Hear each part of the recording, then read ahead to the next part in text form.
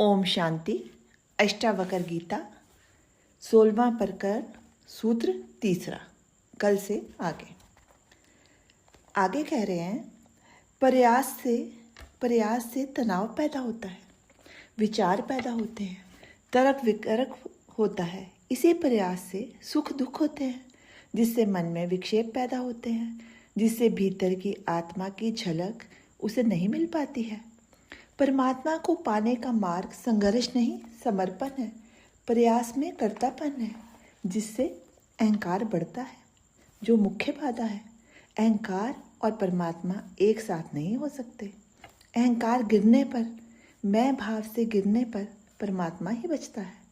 ये मैं ही बाधा है जो प्रयास से और दृढ़ हो जाती है।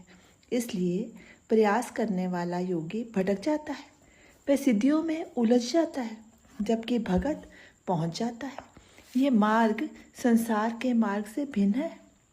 चित्त को संकल्प विकल्पों, विचारों, मान्यताओं, सिद्धांतों, संप्रदायों आदि से सर्वथा मुक्त कर देना, जिससे उसमें तरंगे उठे ही नहीं, यही मार्ग है।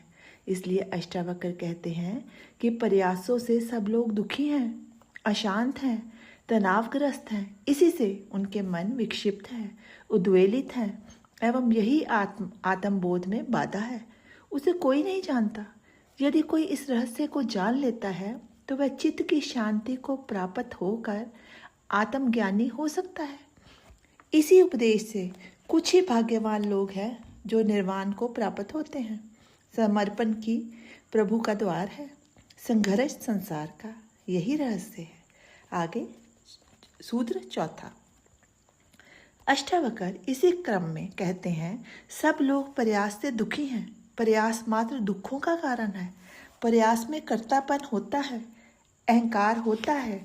इस कर्तापन से किए गए कार्य में फलाकांक्षा होगी, इसके साथ अपेक्षाएं जुड़ी होंगी, जिनके पूरा ना होने पर दुख होगा। कर्तापन अर्थात अहंकार होने से तनाव होगा, कर्म में आनंद नहीं आएगा, वह बेगार की भांति उसे ढोएगा, क्योंकि दृष्टि कर्म पर नहीं, फल प्राप्ति पर ही होगी। ऐसा व्यक्ति कर्म में कुशलता प्राप्त नहीं कर सकेगा। गीता में भी कहा है, योग ही कर्म में कुशलता है, वह नहीं होगा।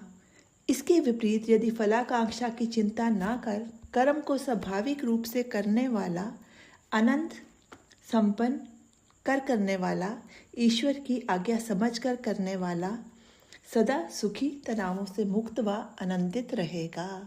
ओम शांति।